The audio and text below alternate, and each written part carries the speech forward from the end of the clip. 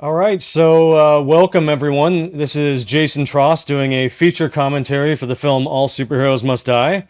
And I'm really curious to see how this goes because I haven't watched this movie basically since the film festival run of when it first came out because the reception was not the kindest in the world.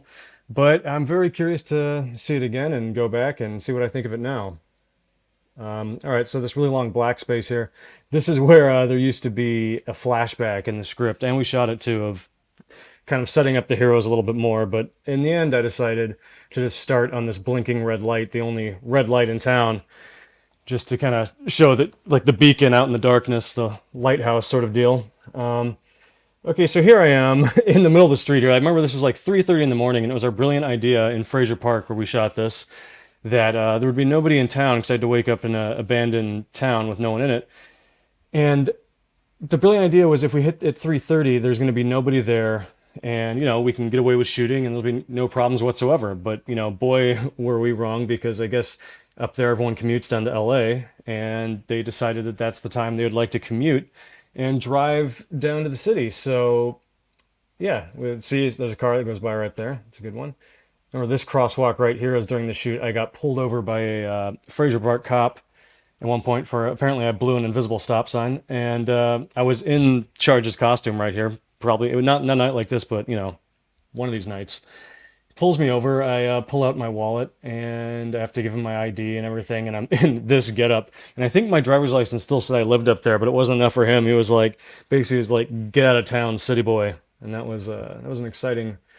I think that was like the third or fourth night of shooting, so really set the tempo for this whole movie. All right, so coming up here, we have our first of the dead heroes, where we have a dead hero and a dead civilian here.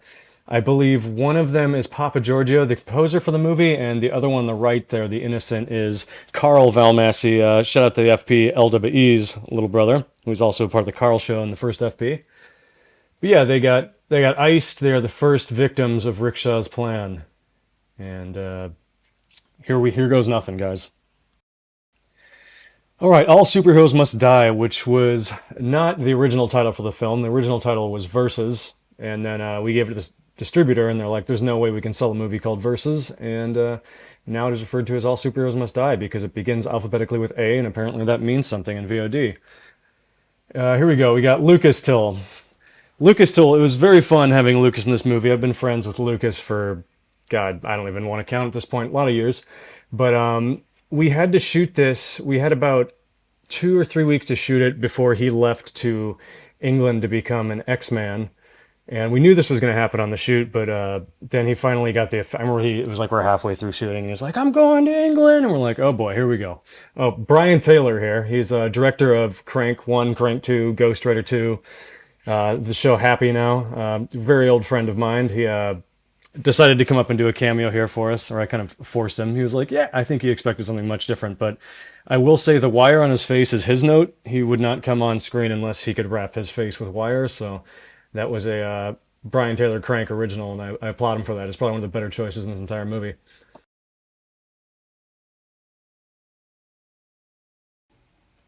All right, so now we are on to The Wall, or Lee Valmassi here, and we shot this down at the old abandoned Boy Scout camp in PMC, Pine Mountain Club. It's a district up in the pine trees, a little bit, I guess, west of Fraser Park. And if any eagle-eyed viewers there who have seen How to Save Us will know that in the other world we also shot here. It's this really creepy 1970s or 60s even Boy Scout camp that they've just it's been abandoned for like 20 years. So every single year that you go down there, it's just kind of aged to perfection. So if you want to keep shooting there, it will always look cooler.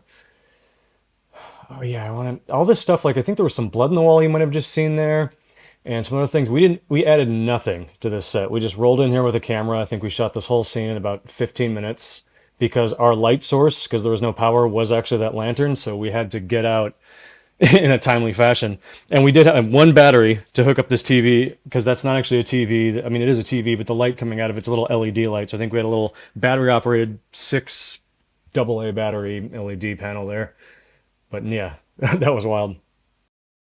Now we are in the local cafe, the coffee shop. I remember the lady who ran it at the time was friends with Lee's mom, and Lee was our, I guess, location manager on this movie. So he hooked up this location for us because he knew everyone in town, or at least they had a fonder opinion of him than I did. So we sent him out, and he took care of all this. This is Sophie Merkley here as Shadow, also infected with the Band-Aid disease.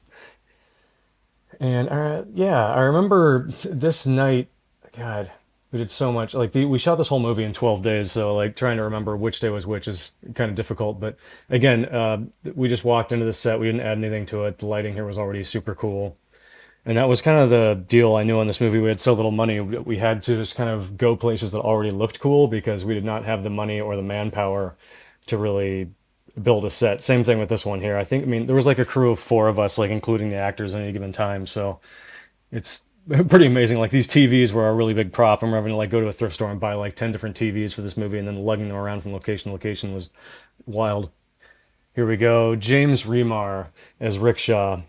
We shot him. I think his entire role had to be shot in about 4 hours. That was our kind of our window with him in this one because James is an old friend of mine. I met him when my dad was doing special effects on Mortal Kombat 2, and I hung out with him for about 2 months, and I've just known him ever since I was, I guess, 10 years old. And he was always, very supportive and very cool. And he was like, "Let me know if you ever want me to do anything." And I was like, "Okay, okay." And then finally, this movie was the time had come, and it was a blast. But I don't know if he knew he was getting in for it. I think it was a bit smaller than his usual films. But James is awesome. He's such a pro. Like there were so many takes of him doing this of just awesome ad libs and things. He's just such a fun character. And I don't think in real life people know how much of a cartoon character he is. I always thought he would be one of the best Jokers because he's just so goofy and wild in person. He's like one of the funniest people you'll ever meet. So it was really cool to finally do something that shows what James can do here. Yeah, and his costume here is it's pretty great. It's a Sarah Trost original. Anyone who is Sarah Trost knows she does very good work. And she had a very interesting story, actually. I think that's a good time to tell this. During this movie, Sarah only had 2 weeks to design and make the entirety of the costumes because she had also just gotten on to Project Runway, one of the seasons, and to go be a contestant. When you're on a TV show, a reality show, they just steal you away and kidnap you for about 2 months. So we were going to lose her for the entirety of the shoot. And we had 2 weeks to get the costumes done, and she had to do a superhero movie, which is insane because each one of these costumes should take, 2 weeks or a month. But she popped everything out in 2 weeks. It was the craziest hustle I've ever seen her do, and I'm really happy with what we did in the end with what we had. Like just going through everyone's costumes here, I think Rickshaw's was pretty much made from the ground up. Those Lee, we had the dumpster dive through old sports pads and paint those up, and leave the wall.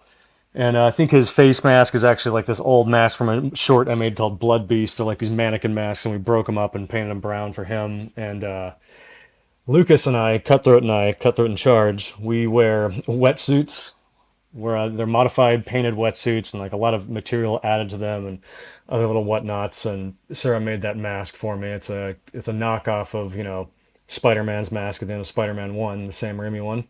That was my inspiration with that, obviously. I don't think that's a surprise. And Lucas is kind of like this Nightwing sort of character. He's got a cape, and just because that leather cape was dope, and Sarah made that, and if you don't know about Sarah's dope cape making skills, I recommend watching Nacho Libre because she made the cape in the opening title sequence. So when we made this movie, I knew we needed to get a cape master, and obviously that was my sister. And yeah, she made Shadow's whole costume from the ground up too. That's not like a retrofitted anything. That was pretty wild. It's really funny because everyone thinks that that's an eye patch on the side of Charge's mask there, but it was just supposed to be like I had two black eyes before the mask got ripped into. And anyway, really funny. The comic artist even took that and ran with it down the road as well. And I thought it was really funny. A nod to me having an eye patch. And I didn't put that together at the time when I made it. Yeah, so we're in the fictional town. Oh, that's a flipped shot. Pharmacy's backwards. Probably because I'd used the same shot twice or something. That was the the go on this movie with no money, no time. Now we're in the laundromat here, up in real life Pine Mountain Club, PMC. Obviously, we just brought some fluorescent lights in and plugged them in back there. This is the only laundromat up in the mountain that is 24 hours. So there's really no one to patrol this. So we just ran in and shot it. We didn't get like, express permission for this, but our argument was that everyone else gets to hang out here. Who cares if we have a camera and some people in goofy costumes? So I went ahead and just borrowed, as I like to call it, this location. All right, and then Lee Valmassi here and his weird, I guess it's Eastern Russian accent thing that he had going on. And there's actually a funny story about the origin of his accent. My brother, who was mildly involved in this for a second in pre-production, until he turned down shooting the movie because it was below his pay grade. But during that time, he gave me a note and said basically that Lee can't act if he doesn't have an accent. So you have to make sure that he has an accent for this movie, or else it's never going to work. And I mean, which is, if you know Lee, he's a very good actor in other ways. So I shouldn't have listened to my big brother at the time and done that. I will admit that Lee's Russian accent in this film is my fault. Totally just 100% my fault.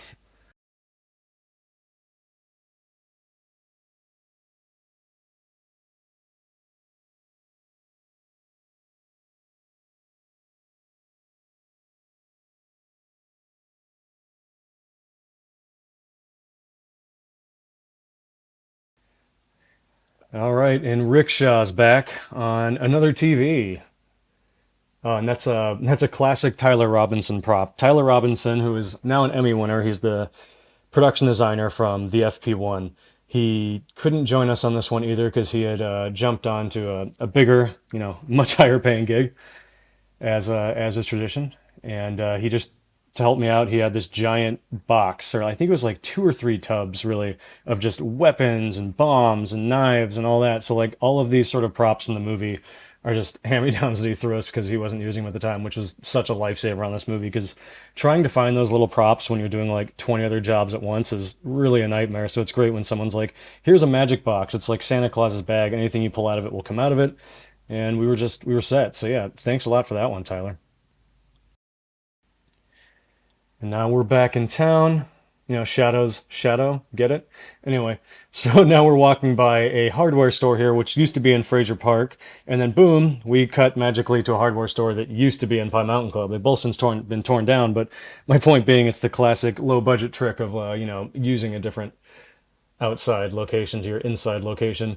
This one was pretty funny, too, because Lee, our location manager, and the wall, he forgot to call the guy up, I guess, like and give him like a bro shake or something or whatever was needed to shoot here. So instead of getting 12 hours to shoot here the one day we were thought we were going to, he gave us 4 hours. So we had to do this entire scene here, I remember, in 4 hours. Like, so shooting an entire scene like this with all this coverage and all these different beats, it's like a multiple page scene with different parts of the shop and everything. In 4 hours was one of the harder bits in the entire movie, but the good news is, I mean, after we did all this 4 hours in here, we're like, well, I guess we're wrapped for the day. And we actually, it was like the one day we got to finish early. We worked for 4 hours and, got to prepare for the next 16-hour day of nights. Yeah, and I think those innocents over there, obviously, were always like our crew members. One of them is our PA Zach, I think, and the other one is our makeup artist Alexis Acosta, who I believe was an innocent several times throughout the movie. She was really pro innocent on this one.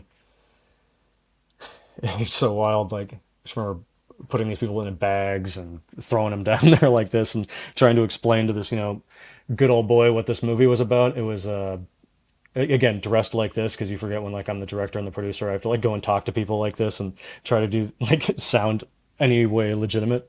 It was quite the struggle on this one. It was really funny in retrospect. Well, we're in a hardware store here. Look at all these different weapons we could have chosen to aid us in our adventure. I wonder if we didn't pick any of them because we didn't have the money to actually secure those props from the store. It could have been one way out of this mess, huh? The countdown, the TV. Oh, we got our props from over at our set. I see. We got chains and pipes and all that nonsense we're about to pick up, and we all get our various weapons for our next challenge in the film.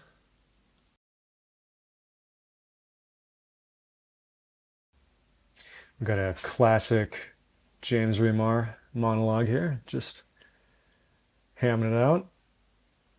I always love that slash don't love that in superhero movies when they have the black makeup under their eyes. It's like maybe someday in superhero movies they can invent eye holes where you don't have to put makeup on when you go out. But I guess it wouldn't look very sexy when you take it off. The old tense innocent civilians will die game. That's a classic.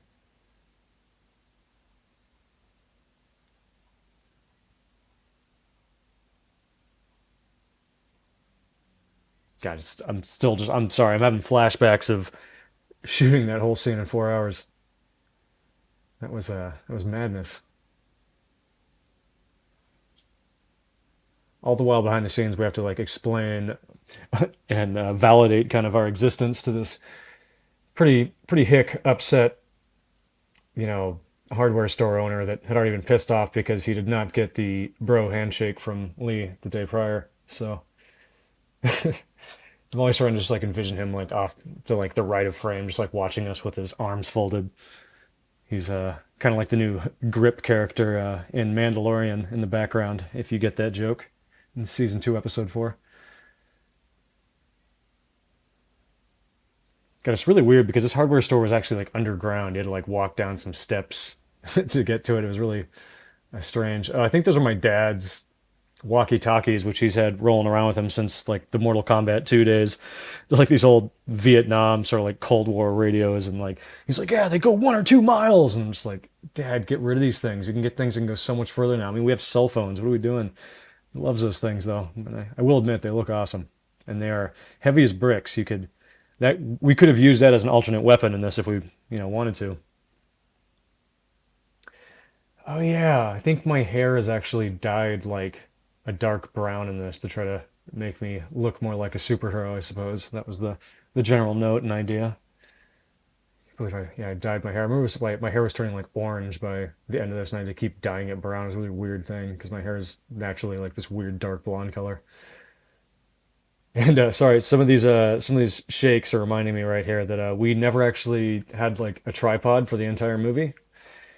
Basically because we didn't have the time to actually ever put a tripod down. That was the rationale because we had to shoot this so quickly and all over town. Like there's so many locations in this movie. Like if you want to do a low budget movie, don't write something that has like 20 different locations. Like I knew how we'd do it and we'd steal it and it's kind of designed to be made this way, but if you're a younger filmmaker, an experienced filmmaker, actually just never do this. It's really hard, but having to just shoot like 10 pages of stuff a day on the run, changing locations, doing company moves, like it's a lot to do. Actually, it's really funny. This garage we're in here is up on my dad's property in the FP, and we shot the original FP short in here. We shot actually FP2, the Chrome Dome. That's right where we are right now. We're right in the middle of the Chrome Dome. We're almost on the beat pads at that point. But another one of those classic.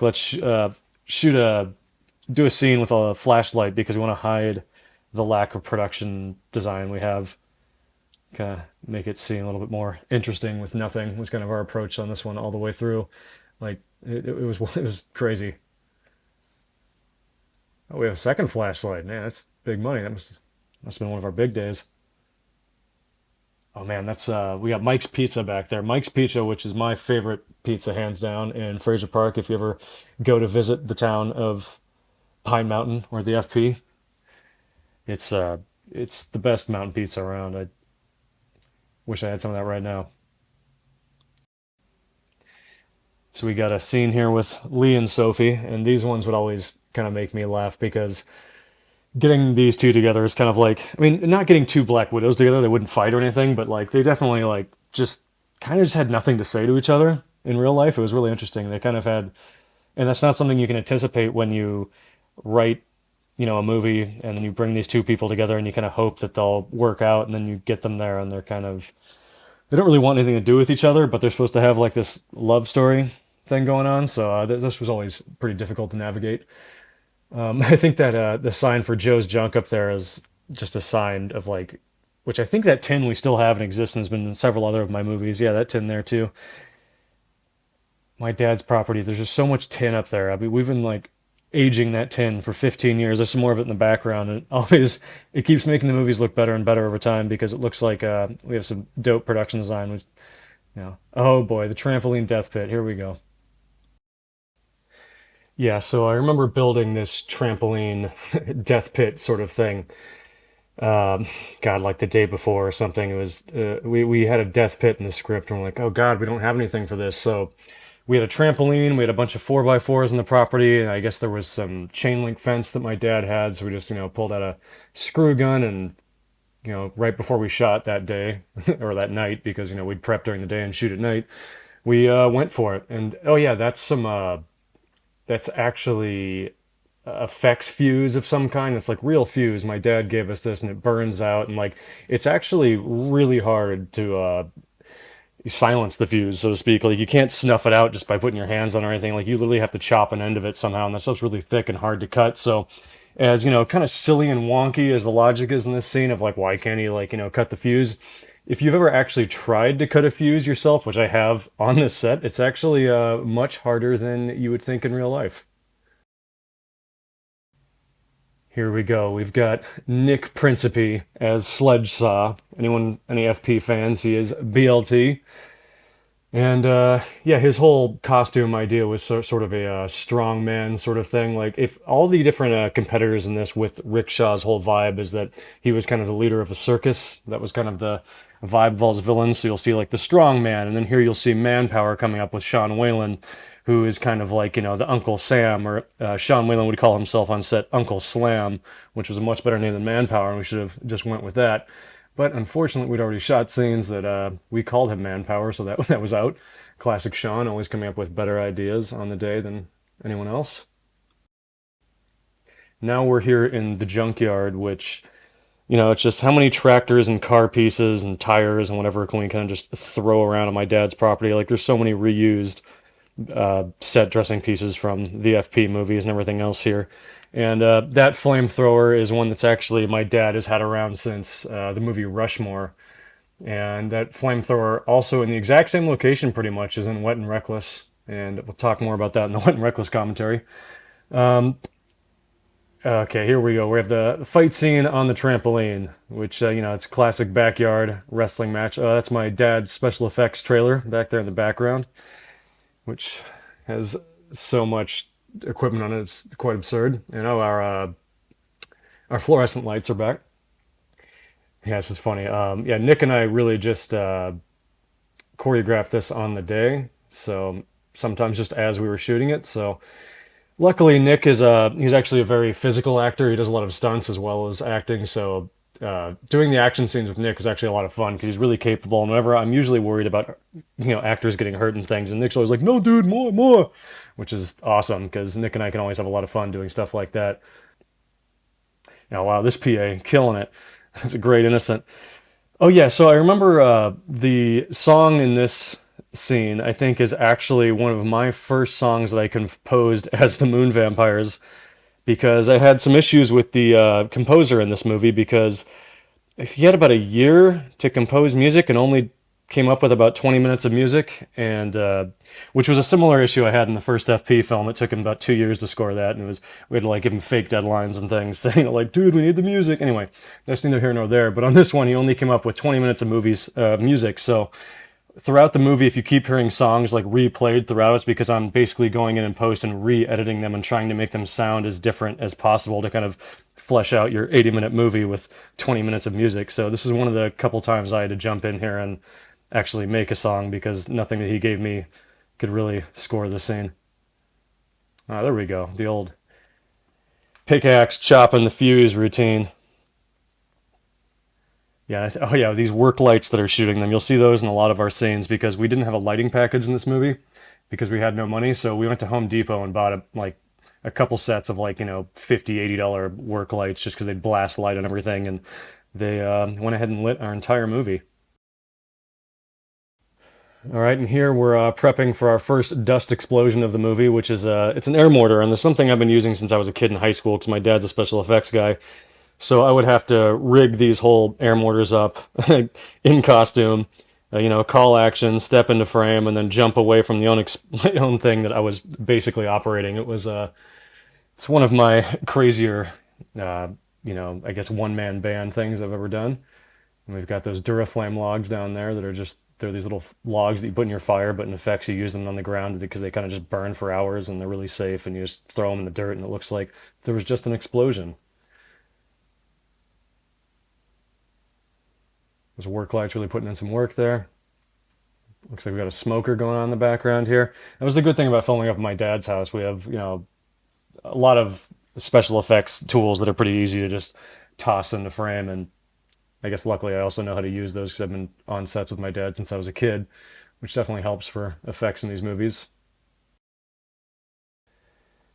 Yeah, so I remember we rented the, what was it, the Canon 1D back when that was a thing. It was like right when the DSLRs really hit, and it was like the best low light and the best all of this sort of thing. So we rented that camera for about 3 weeks, and my DP, poor Amanda Trays, who I've known forever, who's amazing, she had to shoot this whole thing handheld, and that was like one of the bigger DSLRs. But man, she definitely crushed it because she had no grip, she had no electric. I mean, it was basically just us on set. Whoever could help her out, we just jumped in. And Sean Whalen back. So this is really funny coming up here. Sean Whalen, there's a really funny stunt double part coming up here in a second where it's our PA Zach that put on his costume, and it's like horrifically too big for him and all that. Anyway, it's pretty funny. That's coming up. Oh, there's Zach. Definitely not Sean. Oh, Sean. There we go. Sean's back. So yeah, this scene actually, as written, was much crazier. There was a lot more going on with, but we quickly found out that Shadow was not comfortable using any of the weapons or doing physical things, so we had to like kind of just jump around and make this scene work with what we had, because there was a whole fight scene here where she was supposed to do a big fight thing, but as you see here, she had to just ditch the crowbar because that's what we could get away with, what she was comfortable with doing, and then we just said, screw it, I guess we'll focus more on Sean because he's what works about this scene anyway. And on these low budget movies like this, you really got to roll with the punches and kind of do the best thing you can with what you're given. Yeah, and that's here's some gore here. That was like there was like a pillow or something that we put the costume on, stabbed into with a real knife, and had blood in there. Alexis Acosta did all kinds of cool makeup effects on this, where it's like I think we had paper towels rolled up and put blood on them and all that to look like intestines, and it was still, this is all. There's Zach, blatantly Zach, right through, and that is we had balsa wood that we put there, and the trick is when you do that is you get balsa wood, you score the balsa woods, people fly right through and it doesn't hurt them at all. But the real trick to make it look cool is you have to put fuller's earth or dust on the board. So when you hit people, dust and things actually erupt, so it actually makes it look like a little mini explosion itself. I always think that looks better than just straight breakaways with no dust. Here we got the wall, Lee dying here because he doesn't know what pain is. Which, I think there's definitely some logic issues with this scene, but I think it was a cool idea. I enjoyed it at the time, but was always aware that, if you dig too deep in it, maybe it doesn't quite make sense. But, it's a movie, right? It's especially a superhero movie. You can have crazy logic. I mean, look at all the Marvel movies. Yeah, that was great. That just rolled up paper towels, drenched in blood. Boom. Intestines. They actually look pretty good. Oh, that's funny. My old car there on the car lift, because my dad magically has a car lift, because why not? Um, wow.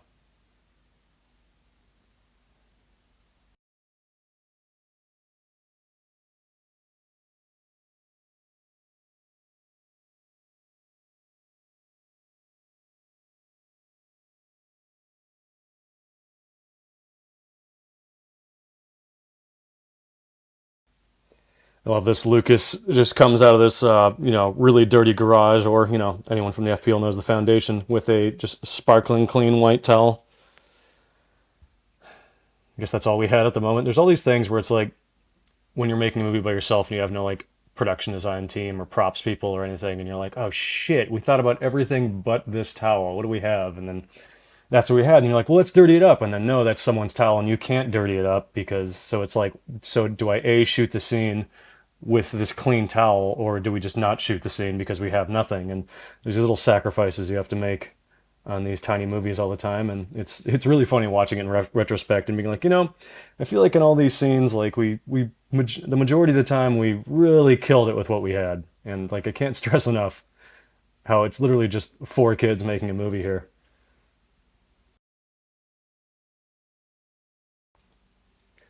You got Lee just killing it back there, dying, doing his best thing.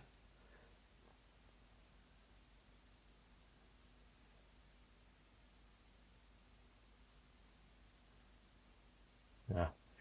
Obviously, when you're a superhero, you become a genius in genius doctor. You know when people are going to live, when they're going to die. You know everything down to the second because YOLO superheroes. Yeah, I think there was actually a deleted scene, a flashback leading up to this with be me and Shadow when I found out in the past that she and Charlie were having a thing, or the wall in this case. And I remember that scene was pretty wonky, so didn't make it in the movie, but it might have made a little more sense. But it was like, do we have like a really crappy flashback scene, or do you just ditch a little bit of exposition? It's always that juggle that you do. Sometimes you're right, sometimes you're not. Who knows?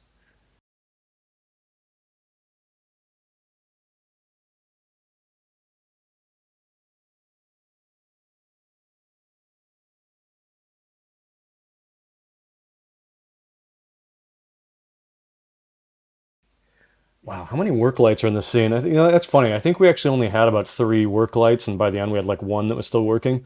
So obviously, in everyone's coverage, we're just taking the work lights and placing them in the background of each scene because one of the best low budget tricks to make your sets look better than they are when you have no money is to just blast lights in the camera in the background because it flares things out and it looks cool and it looks intentional and it hides a lot of the soft spots, if you will, in your design.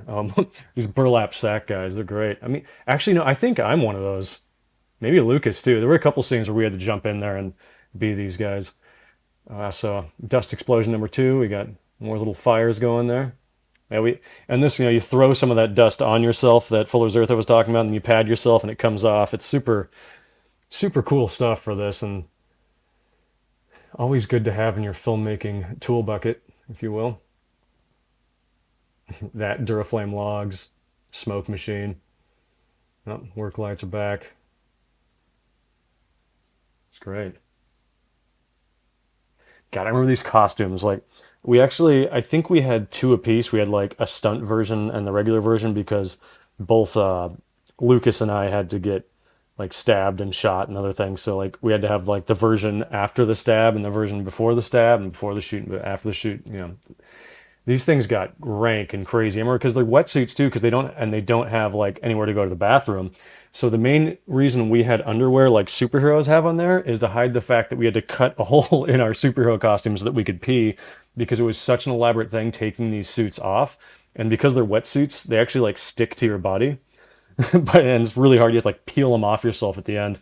And I remember that God, we would have these things on for like 12 hours a day, and everyone's like, how do you stay so skinny and like, cut or whatever in this movie? I'm like, just wear a fucking wetsuit for 12 hours a day and you just lose 5 pounds of water weight every single day. Like you can't drink enough water to keep any meat on your bones in these things.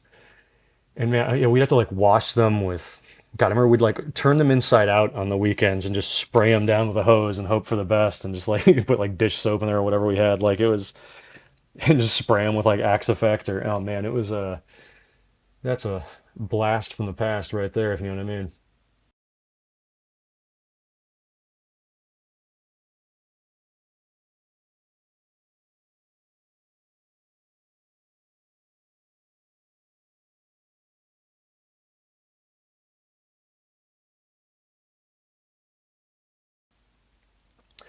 Well, here we are, and what is this? Another TV? I mean, I know we reused these TVs quite a bit. Like, I'm sure you can spot that we've used the same TV more than once because we can only afford so many.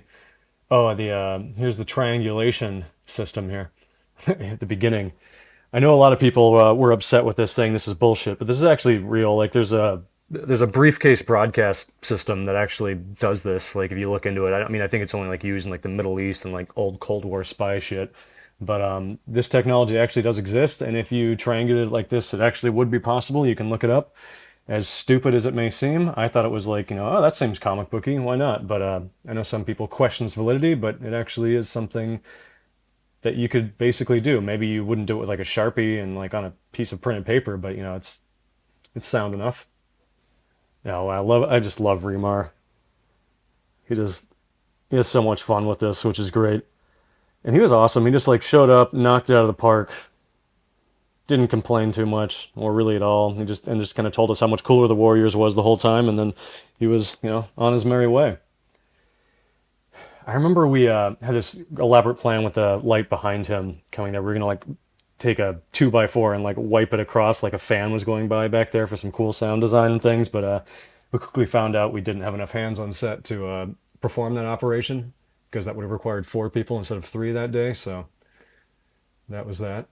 These great ideas. I'm using finger quotes right now that you have on the day, and then you realize like we just do not have enough people to operate that.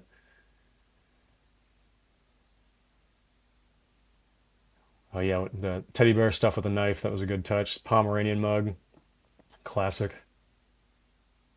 That was a Remar original line there. Oh yeah, this was great. I actually got to throw this TV at the ground and break it. And you really have to throw those things hard because I think I threw it once and it didn't break. Like TVs, it's really hard to break them. Like so when you see in like movies and things, people hit them with a bat or a sledgehammer. Like you really got to fucking hit that thing hard because they're built pretty sturdy. But once they do break, they explode like that, which is classic noose. The old noose pull. Yeah, we had to get all these pictures printed out and throw them up on the wall. That was a late night. Oh shit, we have to go to Target and print these photos out and put them on the wall, sort of thing.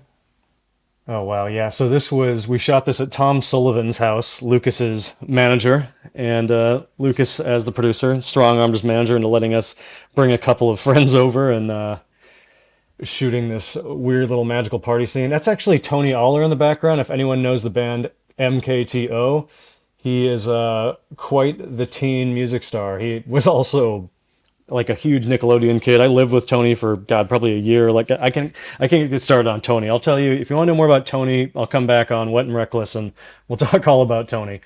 That's so funny. Okay, we got balloons. We don't have any extras. Throw more balloons in front of the screen. Trust me, it'll help. Cross. All right, cross again.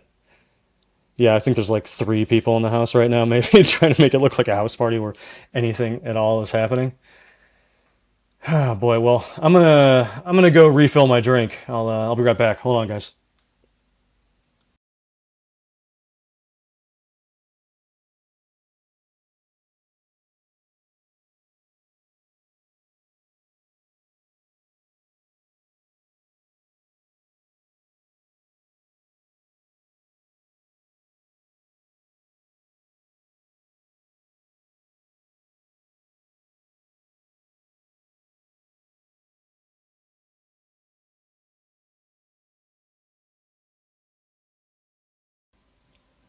I'm coming back, guys. I promise. Coming back in a minute. Making a big drink over here. Hang tight.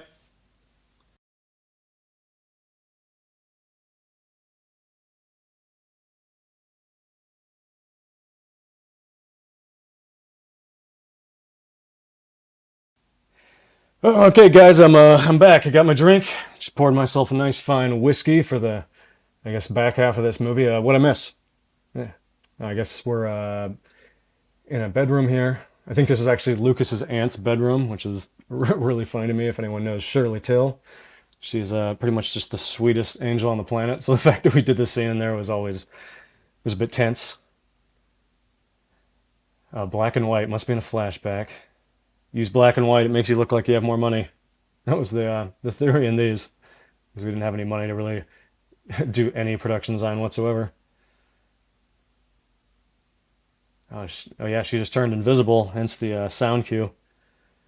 We get to actually see her invisible in the sequel, which is quite the scene. Got another late night gorilla shoot in Fraser Park. Just classic walking down the street, looking as suspicious as possible, dressed like superheroes in the night, which is always you know attention seeking. Oh yeah, now we're walking up to my dad's property here, the tin shed, which in anyone who's noticed will know that that is the background FP2 at the Booze Farms in the beginning with KCDC. Now we are inside the foundation. Literally, this set was built exactly where the beat pads were in FP1, which is pretty funny. There's no ceiling on this set. I mean, there is like way above in the barn, but like we didn't have any money to build a ceiling under this one, but we just didn't really need it anyway because we had to rig things up there for lights to come down. But you'll see some misspellings in the background, and that's what happens when I let Shadow and some other of the actors come in here and help us out with the background tags. And some of them don't know how to spell lose. I found out in retrospect, which I didn't notice in the day because when you're doing 20 jobs at once, you don't really notice. But man, when I was in the editing room, I was like, ah, god damn it. It's really funny though. But I just chalk it up to maybe Rickshaw and his goons aren't dealing with a full deck, and it is what it is. So this coffin deal here, we built some coffins and put them up there. This is something that I borrowed. I got the inspiration from this from anyone who's played Silent Hill 2. And when you go down that long hallway into the underworld, and you go into the prisons and all that, and you're like hundreds of feet below Silent Hill, and there's like this grave that's dug for you. And I thought that was a really cool thing, and so I tossed that into this movie. Oh yeah, those spinny lights. Those are my dad's. Those spinny cop light things. We had some of those in the FP as well. It's literally the spray paint we used to actually, design this set. And that gun on the table is a classic Tyler Robinson original that came from that magic prop box. Yeah, and this this challenge it's always very funny to me. This is definitely one that kind of breaks the audience at this point because a hero killing an innocent is kind of like 100% off the table to certain comic aficionados. So you're definitely in or you're out after this scene. Which are, we got some innocents again, just the same old, PAs, makeup artist, maybe one of us. Depends on when we shot the coverage.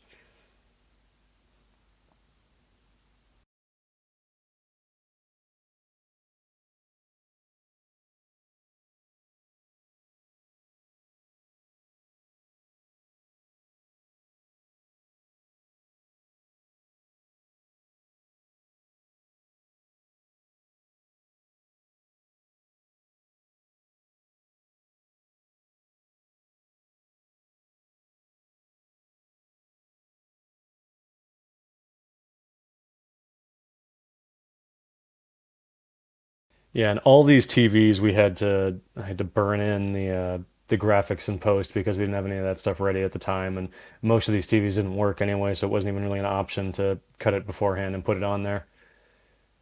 So the whole thing, you have to tell everyone what is actually on the TV, and they don't know. And this gun's an airsoft gun too; it totally doesn't shoot. So we used like fake muzzle flares, muzzle blast at the end of this when I shoot people. But it was a heavy, airsoft gun, so at least it felt real in the hand, which helped me.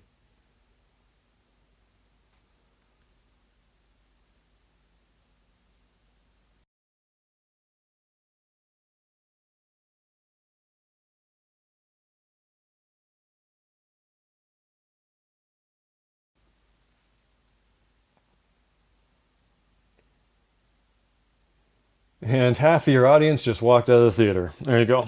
Bye. I did this because I wanted to see something where you break these heroes down and kind of put them through the worst thing imaginable. And it's kind of the ultimate question of what is the greater good? Because, by killing three people, do you save your friends' lives and save the entire town?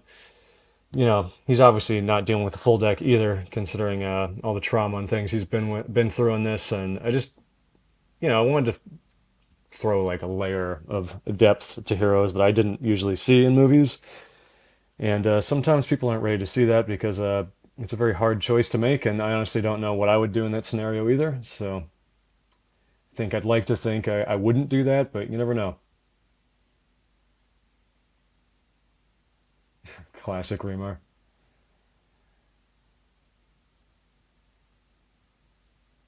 Again, classic Remar improv there with the middle finger. That was perfect. Oh boy, we're going to the bar now.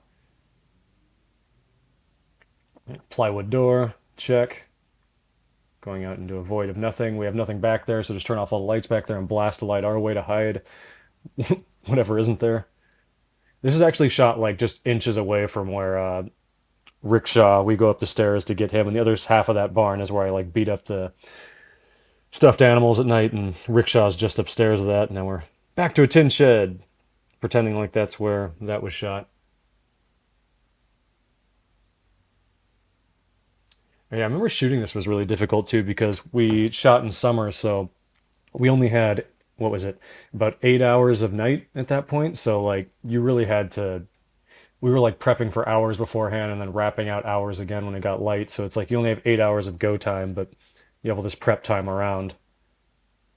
And it was pretty difficult to get all that done. And this movie was very interesting because I remember I had to write this movie in 4 days and we had to shoot it in about 2 or 3 weeks after the script was done. And then we had to shoot it in 2 weeks. And it was such a crazy turnaround to get this all done in time. I'm still like, yeah, are there faults and things? Of course. But like, I'm still shocked that as a 23-year-old with no money, I slapped this thing together somehow. And it's just even mildly coherent. Like, I definitely think this is probably the movie I learned the most lessons on as far as what I'm capable of on my own, what works, what doesn't. And I think after this movie, you'll see a stark difference in my filmmaking style because I learned learned a lot of what not to do on this one. You know, we had the best intentions, but like there were just too many acts of God and things that can just go wrong, no matter how positive you are going into it. That I readjusted to make things in the future more of scenarios that we couldn't fail as easy. You'd like to just set yourself up with less impossible tasks so less can go wrong. And this one, I mean, this whole thing was a Hail Mary. Now we just walked into Caveman Cavies, which was great. And now we're in PMC, which is a town over on the inside because my friend who I went to high school with had his grandma owns a pizza shop, and we were like, oh, that's kind of like a bar, right? And I guess sure. So I mean, they had some taps, so why not?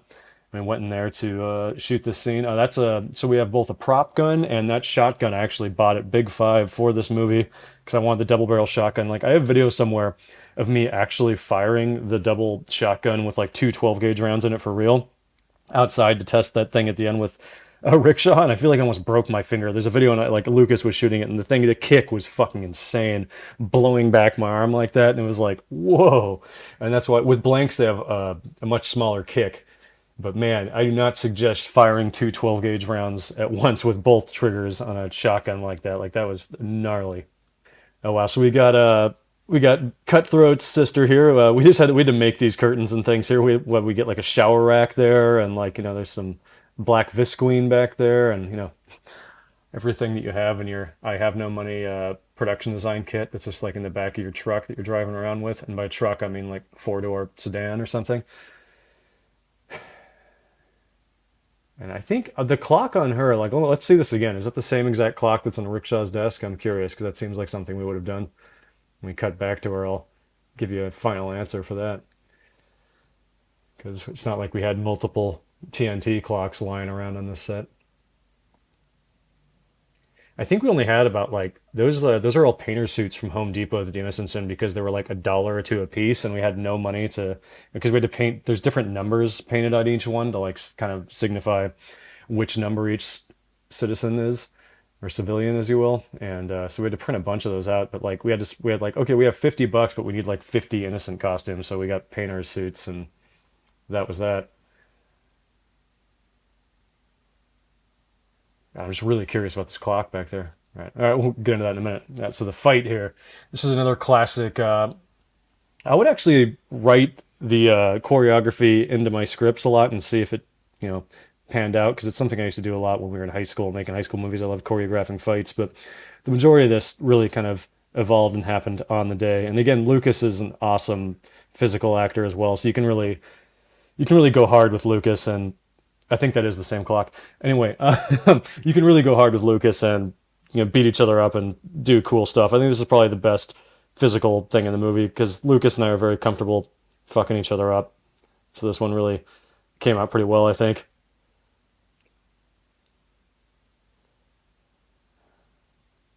And like, as you can tell, there's no stunt pads or anything. That's hard carpeted wood floor. So, I mean, luckily the sweatsuits, or the, not sweatsuits, they were sweatsuits, but the swimsuits, they really padded your fall. Oh, bottle of Jack Daniels. Where did that come from? We need something to hit him with. Somebody have a bottle of Jack? Get it. It seems like something that would be in a bar. Yeah, there's no stunt pads. We're really just hitting each other in these, like, pulling the punches a little bit, but we didn't really have time to, like, miss a bunch of times. Oh, yeah, those were like these Australian kangaroo leather boots that Lucas had. Those are really cool. They were actually blue, I think. They came in that color. Like my things, we had to paint my boots. You had to constantly like keep re-spray painting your costumes because it would just rub off doing shit like this, and there was a lot of wear and tear and upkeep on these things as the thing went.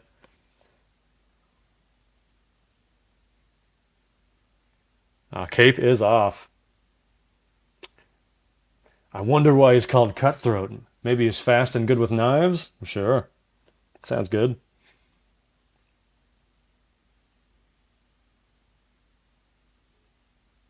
Hmm. Shotgun time.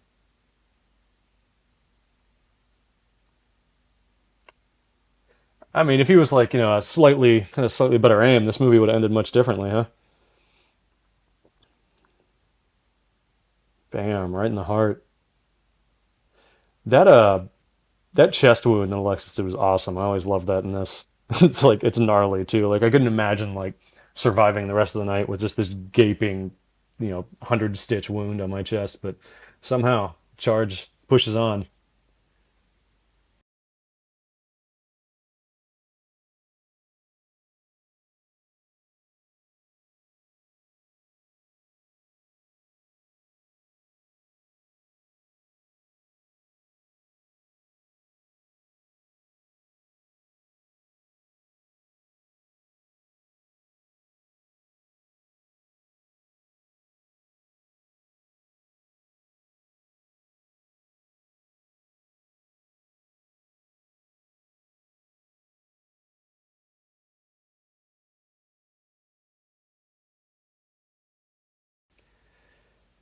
And now coming up, we have the sister exploding in the background, which is funny because we couldn't use an air mortar in there, obviously, because I didn't want to fuck up their place. So we had to basically we did a light gag. We blasted some smoke out of a smoker and had like two people just put a bunch of shit in their arms and throw it into frame back there.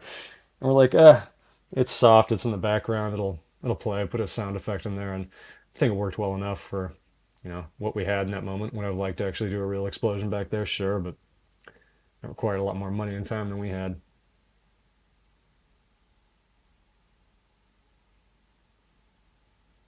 Go get that whiskey bottle, right? I knew we put that in here for a reason. I believe too. I think I was really drinking part of this whiskey in this scene, just because when uh, when you're shooting this hard, you can't get drunk. Like, and I know this from experience. You're doing so much and you're so exhausted and you're burning so many calories because you're just standing and moving and thinking and being physical all day. That it's like drinking a couple shots of something literally does nothing to you. It's the weirdest feeling. Oh, Cutthroat is done. That's funny. That's a picture of Lucas Till from this kind of fake movie thing we made once called Vacation 8 that is an entirely different story. Ooh, black and white flashback. It's really funny. This car that's in this flashback is the one that was on the car lift when Manpower killed the wall. So when the wall's like at the base of a car, this is the car. Reusing your props. I think this is actually, we shot this right outside of Lucas's aunt's house too. So the room where Shadow and I had our scene, that was right in there, right in that, right there, the house behind Lucas. I think this is actually our first day of shooting. This might have been the first thing we shot actually, before we got into the madness of the rest of the movie.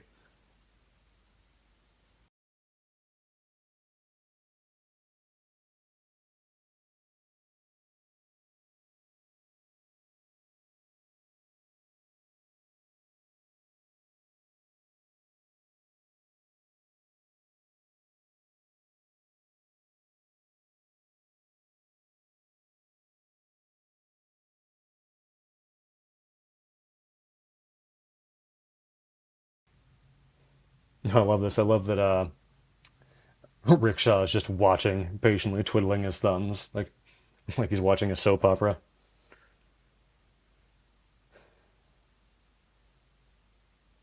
Yeah, really. I remember I did like this kind of idea that Charge just tried his whole life to fit in with the other friends who had powers. I mean, in a lot of ways, this scene is, maybe not so secretly just autobiographical about me trying to catch up with everyone around me who has superpowers and made it, and I'm just trying to force my way to be at the same level of them with half the talent. But here we are.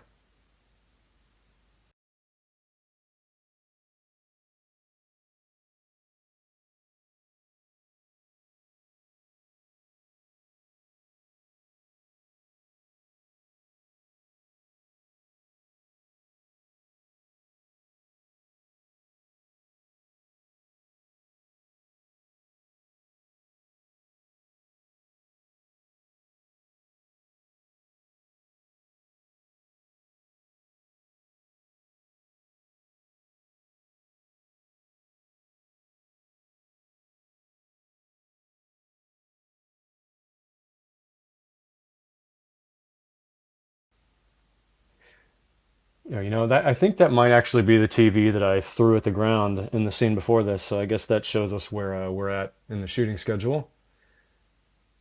Obviously, couldn't really shoot this one in chronological order. It was just when a location became available, you just got to run and jump on it and see what happens.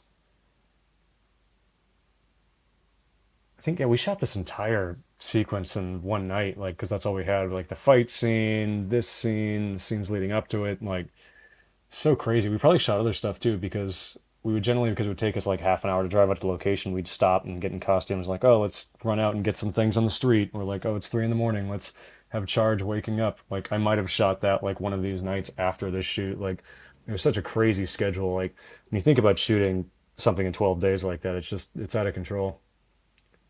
I'm glad I did it to prove that I could, but I would never do this again. Put it that way. Everyone should do it once, though. I recommend it. You'll learn more than you ever will doing it the right way.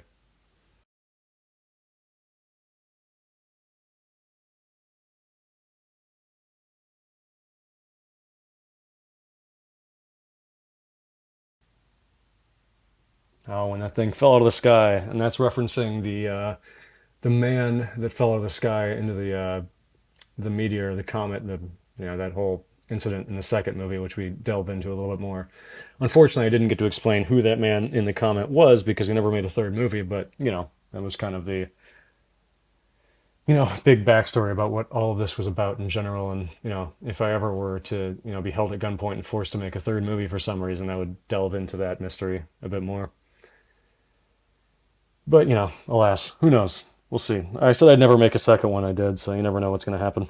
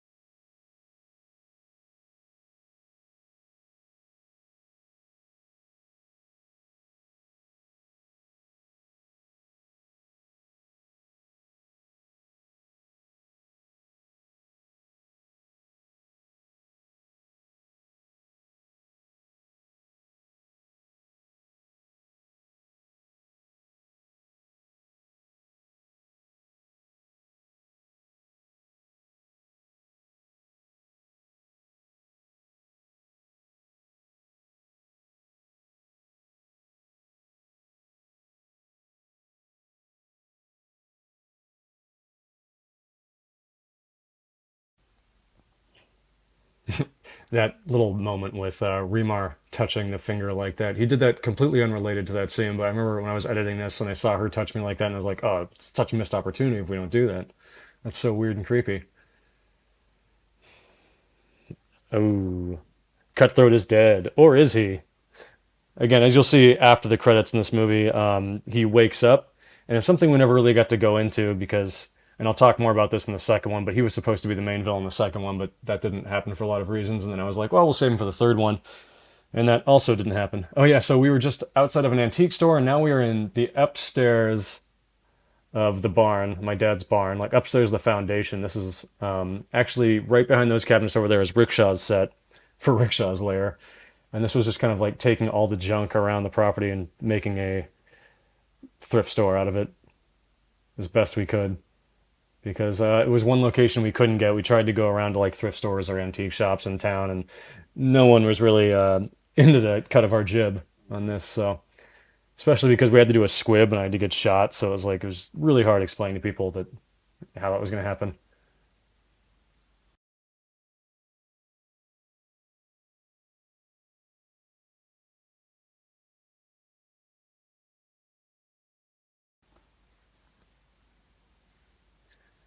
Oh, look, I think we even have some of the furries, the stuffed animal guys in the background as production design in this one. Like up there, that's the big rabbit's head on top of the cabinet there. What else do we got in here? This is so funny. We had to like reuse more of the TVs. I think that's the one I smashed again over there. So many things we had to just reuse time and time again in this movie. I'm just amazed that we pulled any of this off. It's really funny to look at though, with 10 years later and be like, oh yeah, that.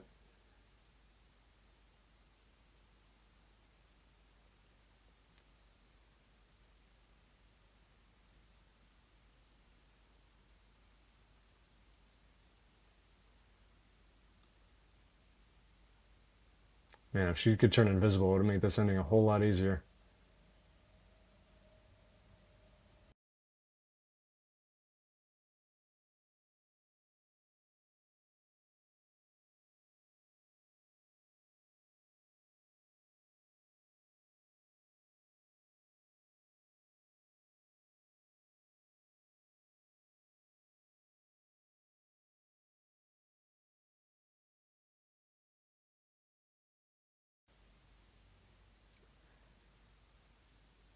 Oh, sweet. We got a Beavis and Butthead dry erase board over there. We've got a Channel 4 news symbol from the Anchorman movies. It's a prop that we made away with at one point in our career. God, close up of the gun. Let's do this. Chest wound. Still there, scabbing over at this point. It's a nice little touch.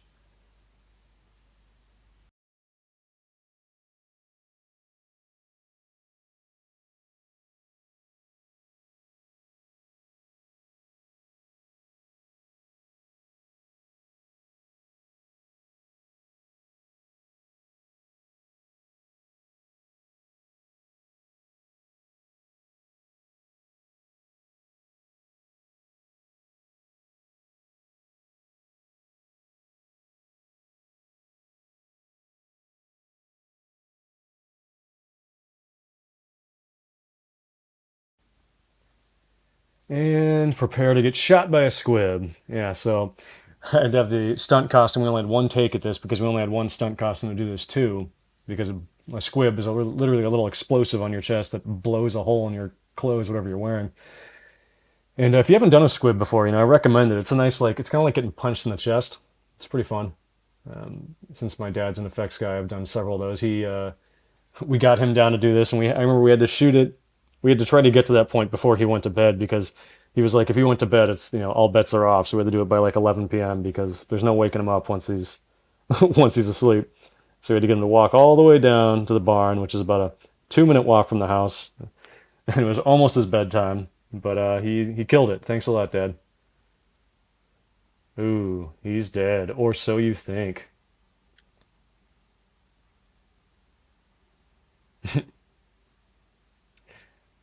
Oh yeah, and this is That is a Remar original there. No one told him to do that, but classic Remar. And in my experience, when you get an actor who just wants to start doing things like this, always let them. Don't try to control them in these sort of scenarios because they're going to build some sort of crazy, kooky character and give you more options than you ever will. And, worst case scenario, you just use the boring first take that you already had. But always give the actors a chance to do something wild and crazy like that. And if they're doing it more and more over time, like, it really adds a lot of energy to their role. Oh, we are whiting out to a flashback. So I think this is only half of this scene because I think the first half of the scene literally opened the beginning of the movie before the flashing red light, and this is the last half of that scene, and that's the flashback. And I remember thinking that I wanted to open up, just I wanted people to be as disoriented as the heroes were at the beginning of the movie, and I felt like when you put this at the beginning of the movie, it kind of set up too much what was going on. I wanted you as the viewer to kind of like try to figure out what the hell was going on with the heroes. And, I know people don't like that as much sometimes, but it's definitely something I appreciate. I like to kind of go on the journey with the people who are in the movie. I don't like to know more about the movie than the characters that are in it. So, oh yeah, this is some rooftop. I think this was like kind of a pretend like 1 hour half shoot day thing where somebody had a rooftop in LA, but they only had it that day for 45 minutes, so we had to run up and shoot this scene because it had to be free, so we had to have a friend that had it. Well, we're back. We're awake. Somehow he survived a gunshot and a giant cut to his chest. Why? Because he's charged. Cool. Impossible is just something quitters say to feel better about themselves. The old charge can do attitude. Oh yeah, here's our epic triangulation sequence. Uh, you are here. Well, where's the bad guy? We need a bad guy is here symbol on that. Um, oh yeah, I got blood in the floor there from that. I remember getting in trouble for that. We weren't supposed to get blood in the floor. Sorry, Dad. And man, fake blood is impossible to get out of wood, so you're just kind of fucked when that happens. Always put a mat down. Now we're back in. That's so funny. That the where Shadow is the same location where I was with Cutthroat walking around with the light, which is also the Chrome Dome in FP2, and just reusing locations left and right. It was always like, we need two locations. Well, if we turn the lights off for one of them, no one's going to know we're using the same location twice in the same movie, right? That's the theory. And that's kind of how you have to think on these. It's like training yourself to look at things in a way that isn't quite orthodox. Barefoot gorilla suit man, that's always a classic. I think this is like kind of a set when this is outside the foundation there where the rickshaw's lair and everything. We had to put up chain link fence to make this look like a, security fortress. And I think we actually had someone on the roof with a light, like a PA, just shining it back and forth, which was fun.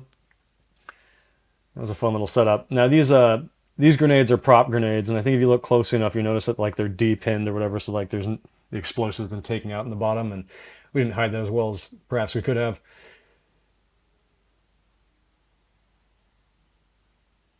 The furries. I remember these guys were some of our most expensive costume buys because they were like $200 a costume. But they got down to that point where it was like, we don't have enough time to make them. Sarah's gone on Project Runway.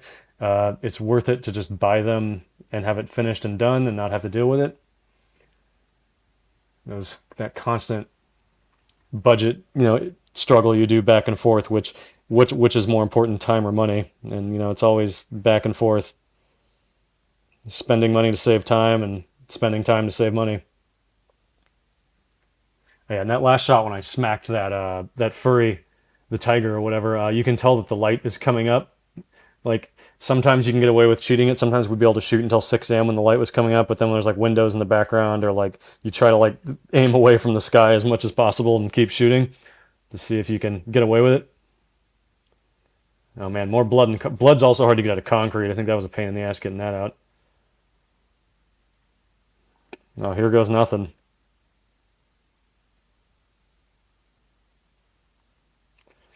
Oh, we don't have any production sign up there. Splash, shine a light at them. Works every time. God, I feel, yeah, I did the entire, like, I color timed this entire movie, like, on Final Cut 7 on a laptop because we had no money, I remember. And It doesn't look that bad, all things considered, considering it was the first thing I ever colored on a laptop. Oh, water bottle. Any Game of Thrones fan? Some PA left a water bottle there, right in the bottom of the frame. And a script, probably, I think. Boom. Now he got a big squib. That was awesome. Remar's no stranger to squibs, though. He dies in most movies, so he knows what he's doing there. It was funny. I remember Remar, he got there on set and he's like, who's this actor playing Charge? Yeah, he has to grab me. I want to make sure he doesn't manhandle me too much. And I was like, Remar, it's me. He's like, oh, great. I was like, I swear I told you this before. I mean, that's literally why you're here. Yeah, always, make sure there's some sort of thing that can act as a pillow down there for the actor. Some duffel bag or something to the set design. Oh, right. Is this the what is it, the water heater nuclear bomb microwave situation? Built that on the day of. I remember just being like, what the hell do we have in here that looks like a bomb? And before everyone showed up to shoot, I just found like a water heater that was trash outside, started spray painted some symbol on it, found as many wires as I could. Man, the amount of rush jobs of like building all this shit like a day, well, not even a day, like fucking an hour before you have to shoot it was always wild. Such a gauntlet making these.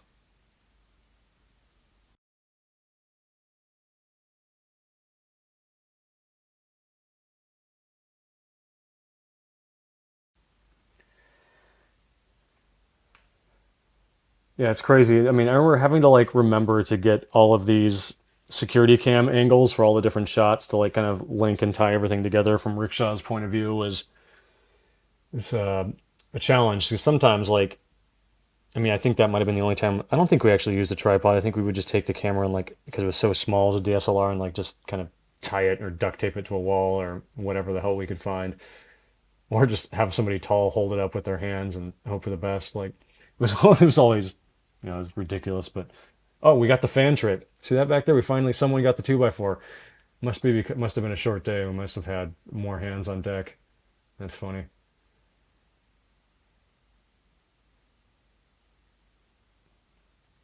And God only knows how far away in town she was to actually run all this way. She's super fast. She may not be invisible, but she can get all the way across town and escape room the shit out of this super fast. So I'll give her that.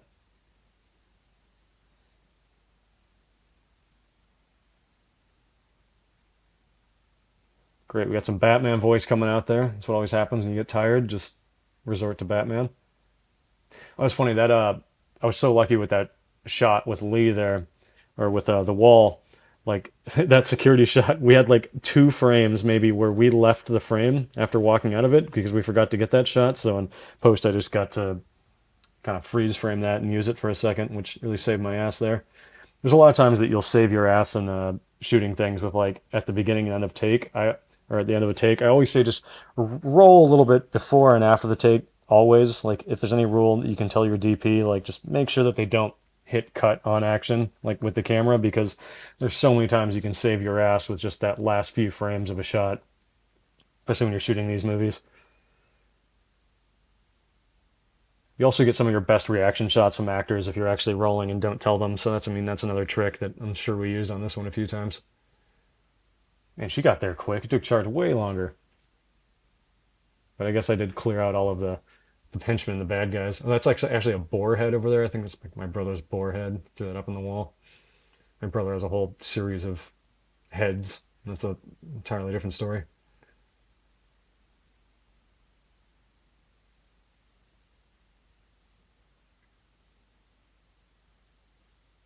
And they're fucked up and sweaty makeup, bloody makeup, sticky from the wetsuit. I'm ready to go home. Take me out of this movie.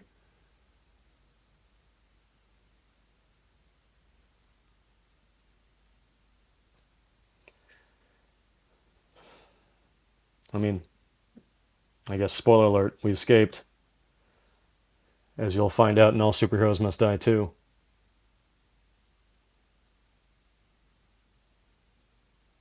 Ooh la la, so progressive.